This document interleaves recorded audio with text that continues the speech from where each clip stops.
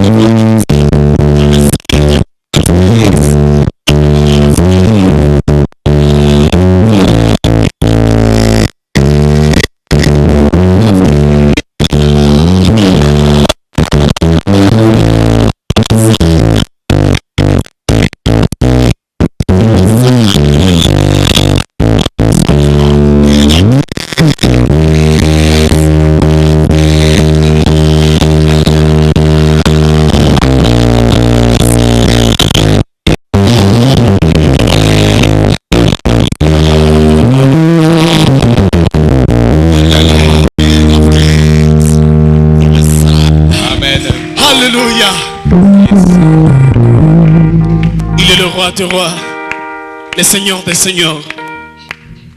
Ce matin, nous sommes réunis afin de le dire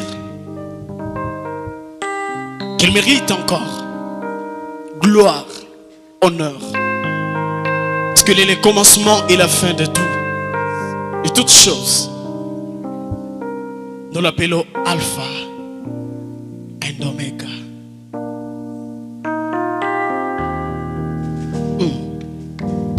You are Yahweh. Yahweh. Oh, yes. You are Yahweh.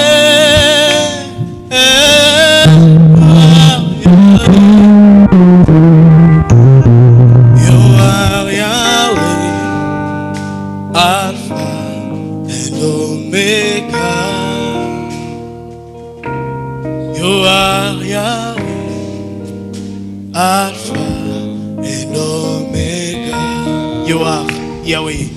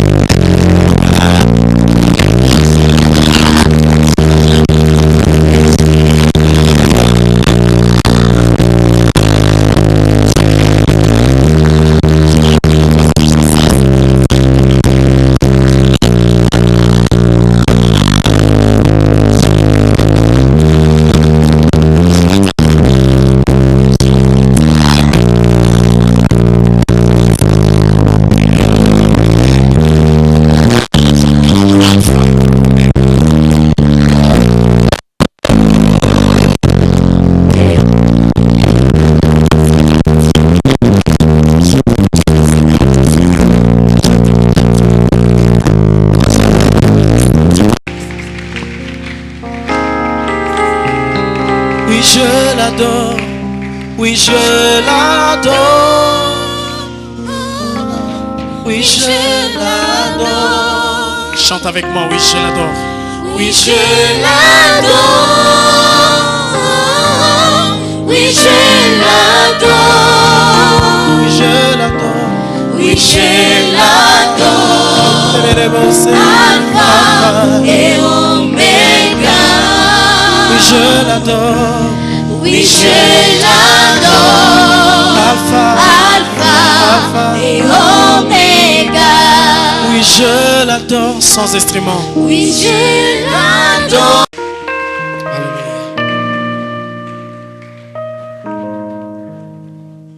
Grand Dieu, nous voici devant toi et dans ta maison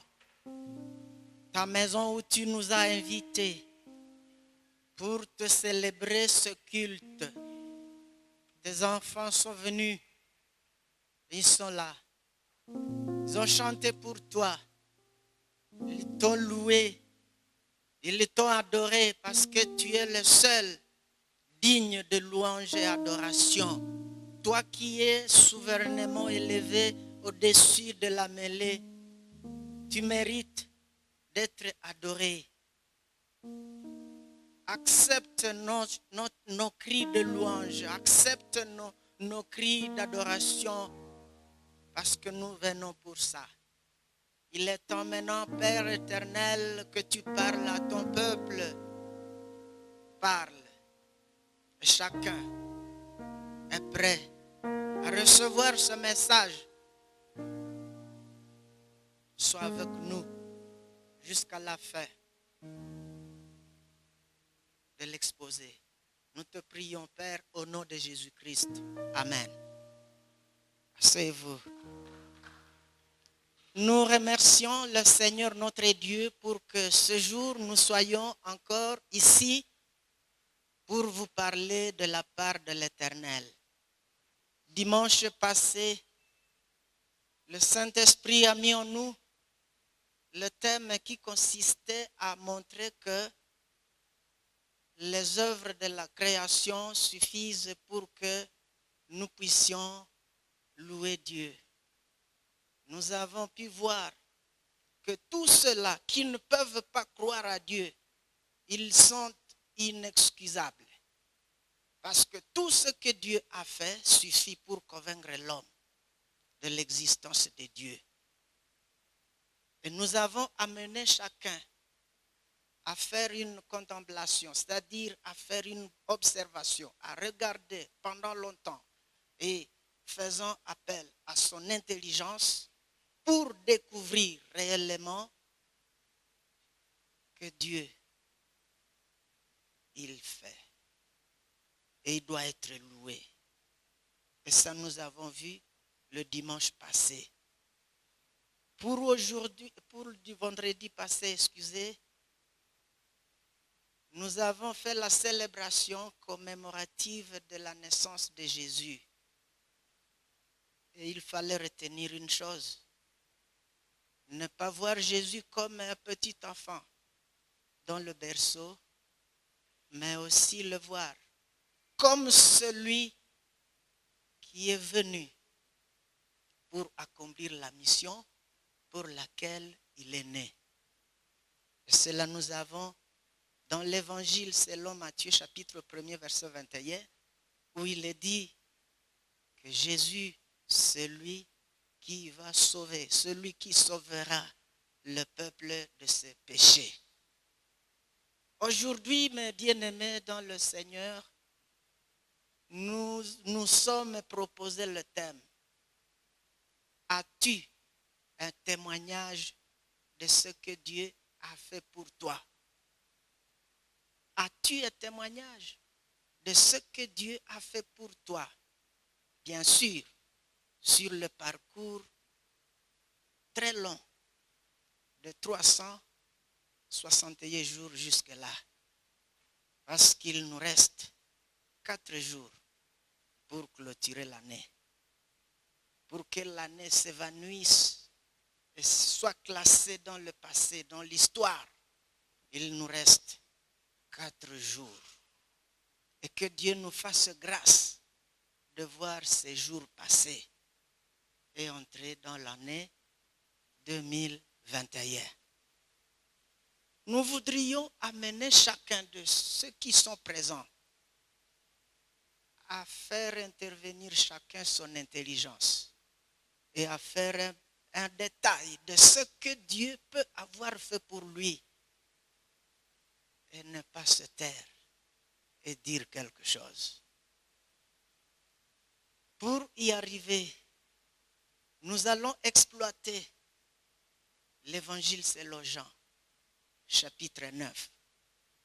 C'est là le premier texte que nous allons exploiter.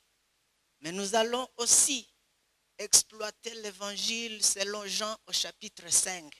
Ce sont là les deux passages clés qui vont nous permettre de voir deux personnes différentes qui ont su voir réellement ce que Dieu a fait pour eux.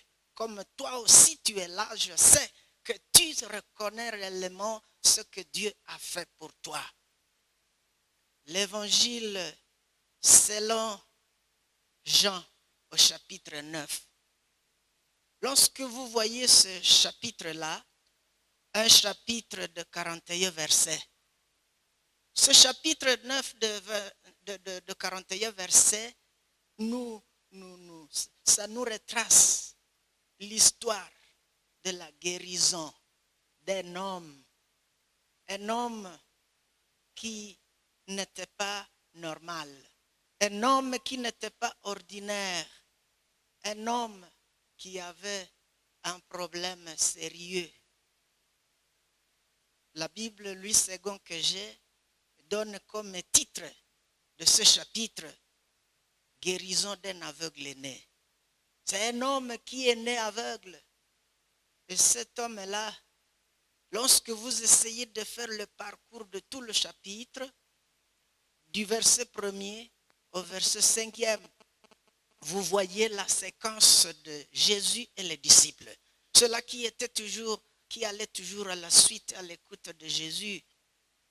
Et ils ont eu une certaine réaction face à cet homme. La Bible nous dit qu'un jour, Jésus qui était de passage, il a fixé ce regard sur un homme. Il vit un homme en passant. Et cet homme-là est décrit comme un aveugle de naissance. C'est-à-dire un homme-là qui, depuis qu'il était né, c'est-à-dire il est sorti de sa maternelle et il ne pouvait pas être capable de voir. Il ne pouvait pas être capable d'apprécier la beauté de la création comme nous l'expérimentons. Il ne pouvait pas regarder et voir comme je vois, comme tu vois. Maintenant que le temple est tel que ça se présente maintenant, vous voyez la beauté, vous voyez la lumière, vous voyez beaucoup de choses qui présentent la beauté. Lui ne pouvait jamais expérimenter ça parce qu'il est né étant aveugle. Il avait été privé de ce privilège que j'ai et que tu as, celui de faire une appréciation de ce qu'il voit, de ce que tu vois. Un aveugle de naissance. Lorsque vous voyez au verset 8, le verset 8 décrit encore une fois cet homme-là comme un mendiant. Je ne sais pas le verset 8 qui dit que c'est un homme qui était assis et qui mendiait. La mendicité le caractérisait. C'est une vie qui n'est pas facile.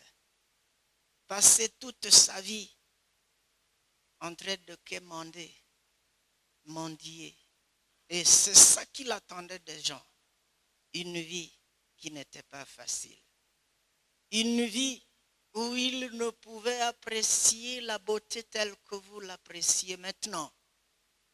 Voilà comment la Bible décrit cet homme. Et les disciples de Jésus, n'est-ce pas, quand il était en train de voir cet homme-là, voyant Jésus fixer ses regards sur cet homme, il pose la question à Jésus juste au verset 2. Et ils disent, Rabbi, qui a péché, cet homme ou ses parents pour qu'il soit né aveugle? En ce temps-là, ils étaient dans la période où, si une fois quelqu'un connaît une souffrance, si une fois quelqu'un est en difficulté sérieuse, on reliait sa souffrance à un péché quelconque commis dans le passé.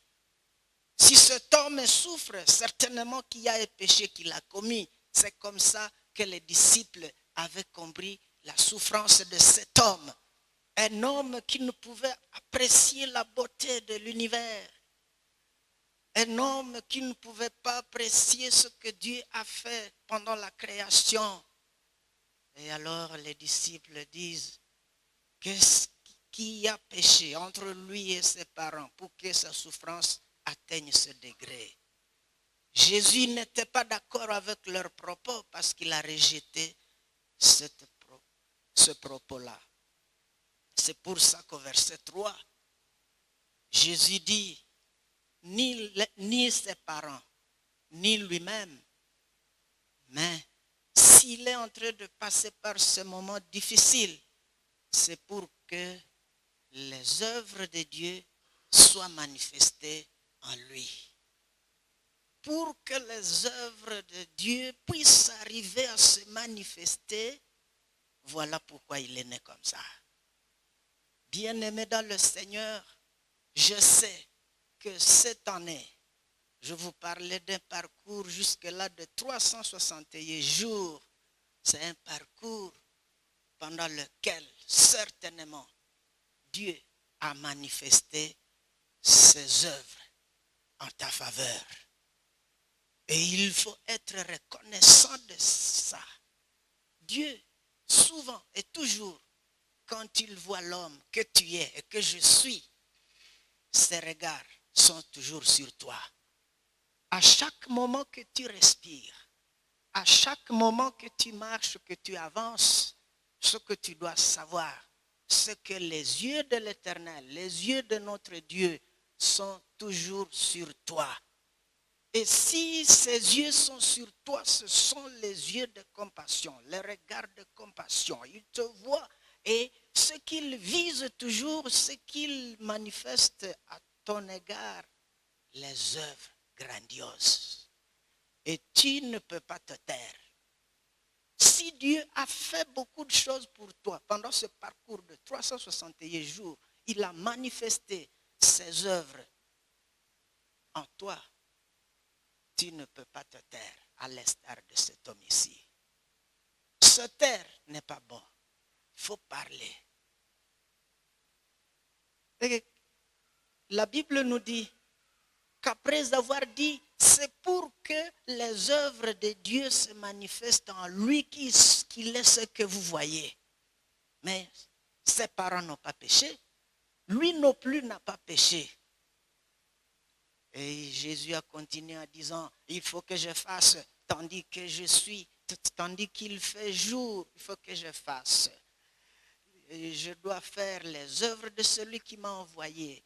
Et la nuit vient où personne ne peut travailler. Jésus, voilà ce qu'il dit. Et là, nous sommes dans le contexte de Jésus et ses disciples. Et il a dit, pendant que je suis dans le monde, je suis la lumière du monde. J'éclaire. Et après avoir dit ça à ses disciples bien-aimés, jetons un coup d'œil au verset 6. Parce que du verset 6 au verset 12, nous voyons comment la situation s'est déroulée entre Jésus et l'aveugle. Entre Jésus et l'aveugle, il y a quelque chose qui convient de souligner et c'est ça que nous voulons voir. Déjà, au verset 6 et 7, nous voyons Jésus n'ayant posé aucune question à cet homme qui souffre, à cet homme qui l'a vu souffrir, à cet homme qui est dans le problème, à cet homme que les gens voyaient souffrant. Alors qu'il venait de dire, c'est pour que les œuvres de Dieu se manifestent en lui. alors qu'il est dans le monde, il doit faire les œuvres de celui qui l'a envoyé. Alors que la nuit vient où il ne peut rien faire, alors que c'est maintenant le moment qu'il travaille. Sans poser aucune question à cet homme souffrant, l'on voit au verset 6, cracher à terre et faire la boue avec sa salive. Il a fabriqué la boue avec la salive et non pas avec de l'eau naturelle. Je souligne cet aspect. Il fait la boue avec la salive. Et c'est cette boue-là qu'il prend et il va appliquer aux yeux de cet homme qui, dès lors, n'avait vu quoi que ce soit. Aux yeux humains, peut-on faire une bonne évaluation de ce médicament? Pouvez-vous évaluer vraiment le résultat que produira ce médicament? Quelqu'un qui n'a jamais vu depuis sa naissance, la Bible ne nous indique pas l'âge qu'il avait. Tout ce qui est dit à cet homme ici, il était aveugle, il était souffrant. Et les gens qui le voyaient avaient pitié de lui. Mais Jésus ayant dit tout ce que je venais de dire, il fabrique un médicament. Quel médicament? La boue, la poussière mélangée avec la salive. Et c'est là qu'il va appliquer sur les yeux qui, depuis longtemps, ne pouvaient voir. Et Jésus a fini l'opération. Et il dit, va maintenant, c'est juste au verset 7. Il dit à cet homme, après avoir mis le médicament, verset 7, il dit, va et lave-toi au réservoir de Siloé. Je vous pose la question. Si cet homme, sur qui on a appliqué ce médicament, c'est-à-dire la boue, n'allait pas, ne se lavait pas, allait-il guérir? Pas du tout. Il a obéi au maître. Quelque part, il a aussi participé à sa guérison. Et la Bible nous dit, au verset 7, va et lave-toi au réservoir de Siloé. Il y alla, se lava. Le résultat, c'est à la fin du verset. Le résultat, c'est que il retournait voyant clair. Gloire au Seigneur. Dieu, ou Jésus, il a fait une œuvre. Il a manifesté l'œuvre de Dieu sur cet homme. Il le fait passer des ténèbres à la lumière. Ça, c'est Jésus. Et vous devez comprendre une réalité, mes frères et sœurs, que s'il a fait ça, c'était une démonstration. Il a fait une démonstration. Vous savez, à l'école, quelquefois, on peut parler une forme de théorie, mais on peut démontrer ce qu'on a dit. Et il venait de dire au chapitre 8, Jean 8, verset 12, découvrez ce qu'il venait de dire. Il a dit, mais il fallait qu'il démontre, qu'il fasse la démonstration. Non seulement un théoricien. Il venait de dire, tout en décrivant la mission, je suis la lumière du monde. Je suis la lumière du monde. C'est ce qu'il venait de dire. Et maintenant, directement, il démontre. Il passe à la démonstration. Bien-aimés, ce que je voudrais vous dire, c'est que toutes les fois, toujours dans la vie de l'homme, que tu es et que je suis, lorsque Dieu manifeste ses œuvres en moi, je suis différent de celui que j'ai été avant. Lorsque Dieu me travaille, lorsque Dieu agit en moi et en toi, tu diffères. Tu n'es plus celui qui était avant. Tu n'es plus celui que les gens ont connu. Raison pour laquelle vous verrez en Jean chapitre 9,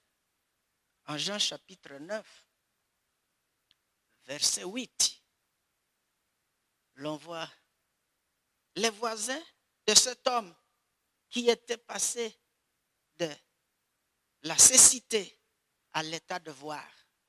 Il est bien traité, il est bien travaillé, il vient de subir les œuvres de la manifestation de Dieu. Il devient une créature maintenant qui provoque un débat au milieu des gens. Au verset 8, la Bible nous dit, ses voisins et ceux qui auparavant l'avaient connu comme un mendiant. Il disait, n'est-ce pas là celui qui faisait quoi? Qui se tenait assis. Imaginez-vous quelqu'un qui est assis et dans la position d'être secouru. Il était dans une situation irrémédiable. Une situation où il n'y avait personne qui aurait le remède. Il était là. Et maintenant, comme je vous disais, ce que Dieu a traité en manifestant ses œuvres, c'est un produit fini qui inspire un étonnement, qui inspire un état d'une incompréhension. Les voisins de cet homme qui l'ont connu auparavant comme un mendiant et qui était toujours assis, ils se posaient et ils se disaient, n'est-ce pas là celui qui se tenait assis et qui mendiait? Voilà. En verset 9, l'on voit 3 catégories de personnes. La première catégorie, la Bible dit les uns. Les uns. Les uns disaient, c'est lui. C'est lui. Deuxième catégorie, la Bible dit les autres. La première catégorie, c'est lui. La deuxième catégorie, non, ce n'est pas lui, mais il lui ressemble. Troisième catégorie, et lui-même est là, bénéficiaire de la grâce du Seigneur. Comme tu es là, qu'est-ce que tu peux dire? Lui a dit, c'est moi, qui ai bénéficié de la grâce de Dieu. Ça, c'est le verset 9. Ça, c'est déjà un témoignage. C'est moi. N'engagez plus de discussion. Est-ce lui? Non, ce n'est pas lui, c'est quelqu'un qui lui ressemble. Le témoignage ici, c'est dire, non, c'est moi. Et le verset 10, frères et sœurs, ce verset 10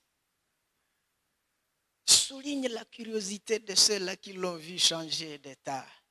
Un homme qui était malheureux, un homme qui était pauvre, un homme qui inspirait la pitié quand on le voyait, quand on le regardait, il inspirait la pitié. Mais grâce à Dieu qui a le regard de compassion sur ceux qui souffrent et qui doit manifester ses œuvres sur nous, il a bien travaillé, il a bien valorisé en point que la curiosité est soulignée au verset 10. Il lui dit, comment tes yeux ont-ils été ouverts? C'est un étonnement.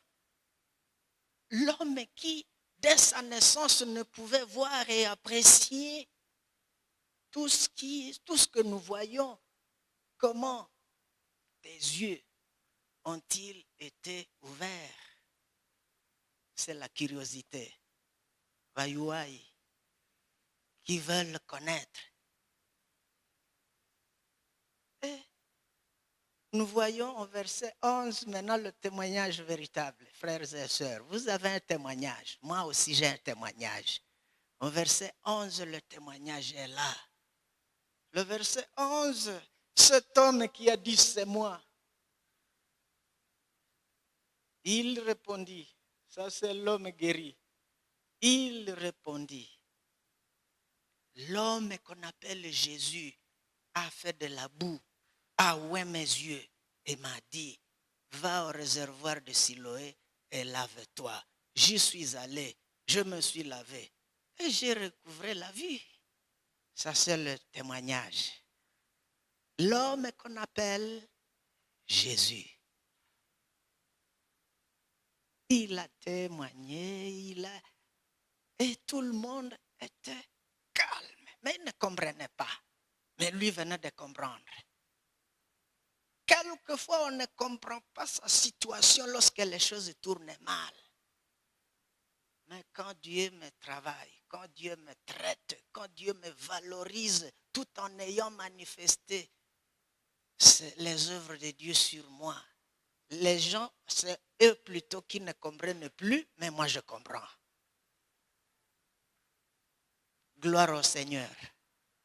Il a compris l'homme qu'on appelle Jésus. Il a craché par terre et il a fait la boue. Il a appliqué sur mes yeux. Il a dit, va et lave-toi. Et moi je suis revenu voyant.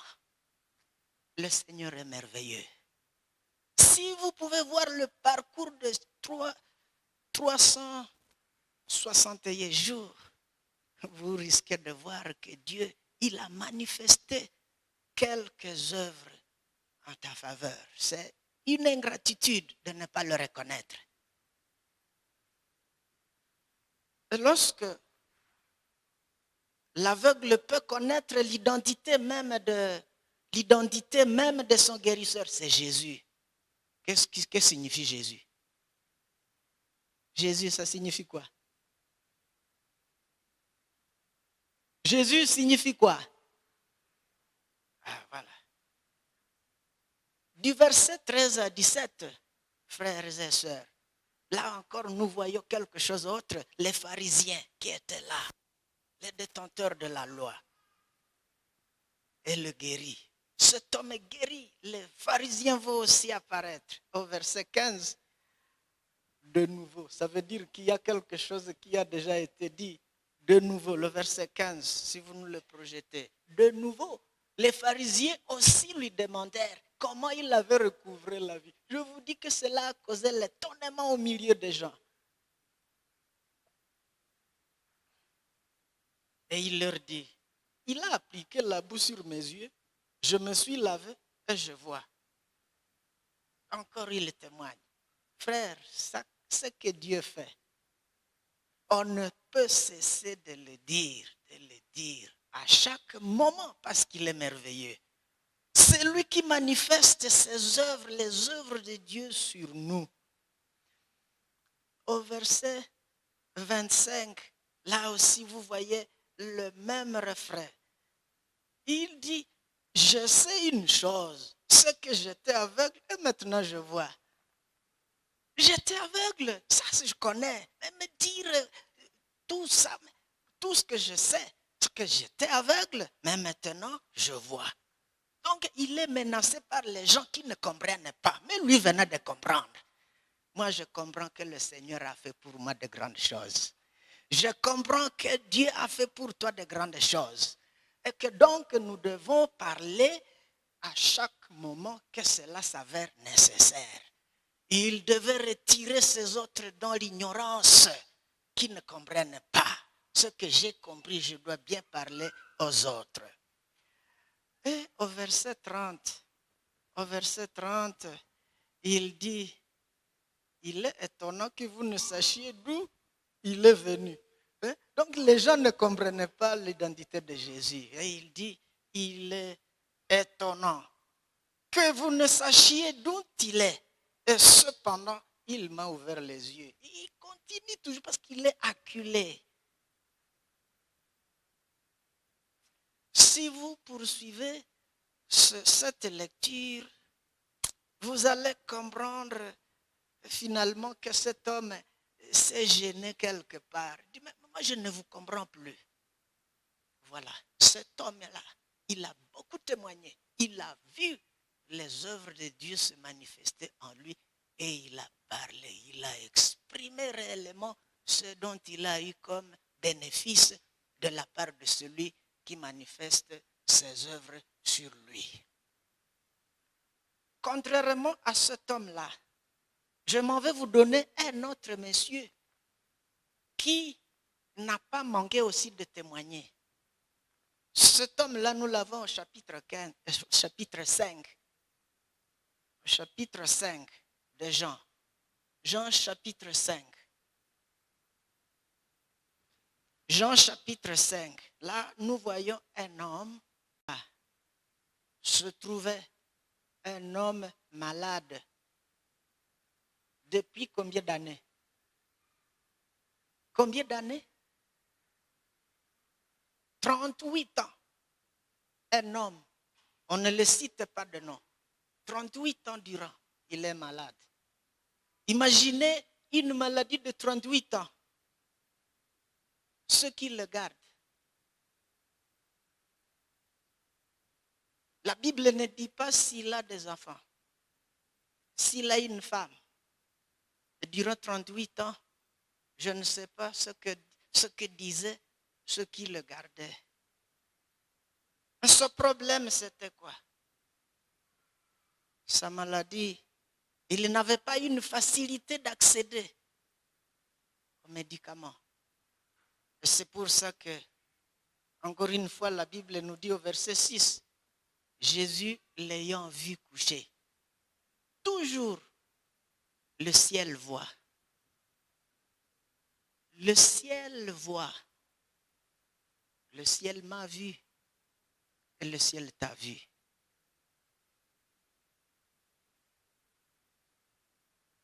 Jésus l'ayant vu coucher et sachant qu'il était malade depuis longtemps, dit à cet homme-là, veux-tu être guéri? Il pose ici la question alors que pour le premier cas, il a agi sans demander l'avis. Mais ici, il demande l'avis.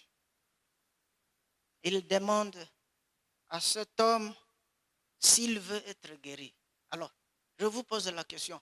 Si, pendant que vous êtes couché, vous êtes en train de tourner au lit, vous ne savez à qui va vous aider, et que quelqu'un vient dire, est-ce que vous voulez être guéri?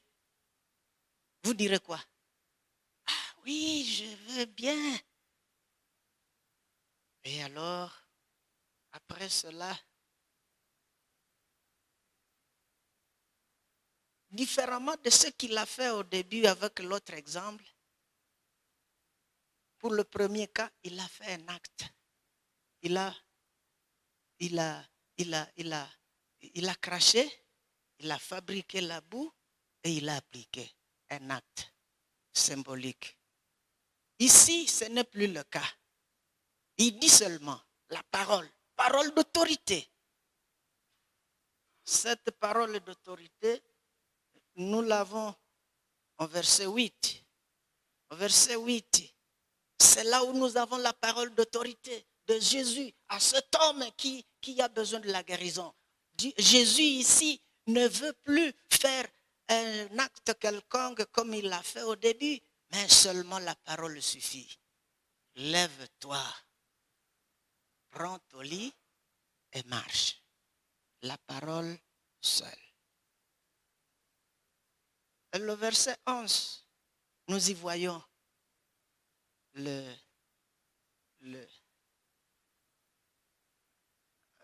avant d'arriver au verset 11, mes amis, le verset 9, aussitôt cet homme fut guéri. Aussitôt, Jésus ayant prononcé la parole de Jésus, la parole de Dieu est dynamique, elle a la force. Et aussitôt cet homme fut guéri. Et après être guéri, il ne pouvait que prendre son lit et marcher. Problème fini. Depuis 38 ans, problème fini. On a besoin d'observer le sabbat. Pour lui, la question c'est « je suis guéri ». Il leur répondit « celui qui m'a guéri m'a dit « prends ton lit et marche ». C'est quand les gens lui posent la question « mais comment le jour de sabbat, toi tu es en train de prendre ton lit, tu marches ?» Non, non. Il m'a dit « prends ton lit et marche », et je marche.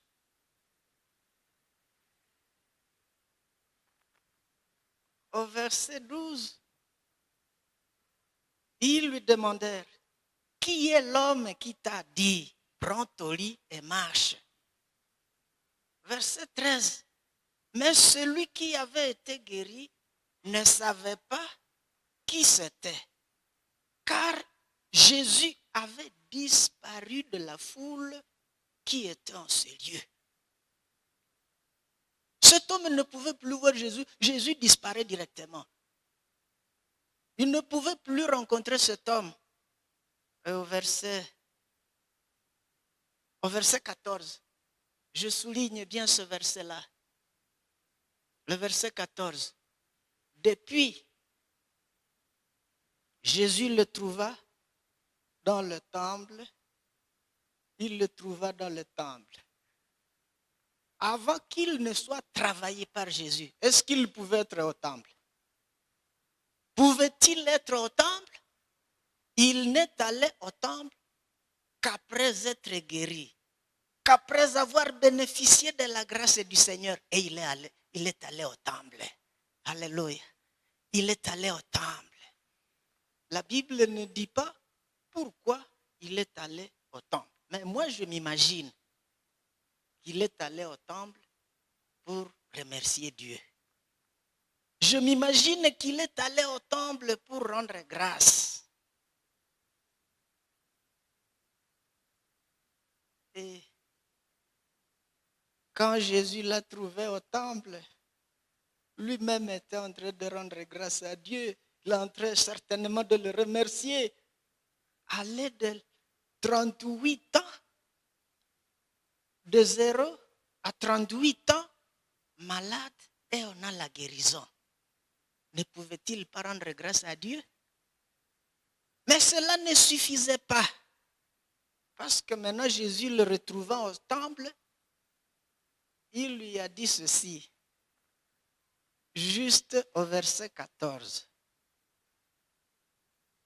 La partie B. Voici, tu as été guéri. Voici, tu as été guéri. Qu'est-ce qu'il a dit? Ne pêche plus. Le mot plus. Ça veut dire que le problème qu'il a connu pendant 18 ans était ici le résultat des péchés.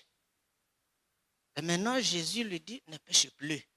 Parce que si tu pêches encore, tu vas retourner dans la souffrance. Et ne pêche plus. Ne pêche plus. De peur qu'il ne t'arrive quelque chose de pire. Le verset 15. Et je vais finir par là. Verset 15. La Bible nous dit que cet homme, il a quitté le temple certainement. Et ayant quitté le temple, la Bible nous dit qu'il s'est allé, il est allé annoncer à qui? Aux Juifs. Que c'était Jésus qui l'avait guéri. C'est encore un témoignage. Il continue à témoigner. Ce que je vise par ce message, c'est susciter en vous et en moi-même cet esprit de regarder pendant le parcours de 361, parce que je ne sais pas ce qui arrive demain, ce que Dieu a manifesté comme œuvre en toi et qui constitue pour toi un témoignage. Et alors, que tu regardes, que tu vois, que tu saches que réellement ici, Dieu, il a agi. Nous sommes passés par des moments difficiles, mais alors, les œuvres de Dieu se sont manifestés en nous et nous voici. Nous sommes en train d'avancer majestueusement, quels que soient les dilemmes de la vie, quels que soient les problèmes, nous marchons comme s'il n'y a rien. Parce qu'il y a celui qui manifeste ses œuvres en nous et nous marchons avec force. À nous voir, c'est comme s'il n'y a rien. Les yeux de celui qui nous regarde à chaque minute sont des regards de compassion. Nous avons fini l'année. Prochainement, je crois que vous serez capable de formuler un témoignage. Voici ce que j'ai vu le Seigneur faire. Si vous avez compris justement, mais si vous n'avez pas compris, vous allez rester bouche bée. Prions le Seigneur. Grand Dieu, nous te remercions. Ce long parcours que nous avons franchi, tu nous as regardés avec les yeux de compassion. Tes yeux se sont fixés sur nous et tu as manifesté les œuvres de Dieu en nous. Et tu nous as façonnés, tu nous as travaillés en point que nous comprenons que tu es Dieu. Tu es digne de louange parce que tu fais de grandes choses dans notre vie. Que la gloire te revienne. Toi, le seul Dieu que nous prions au nom de Jésus-Christ. Amen.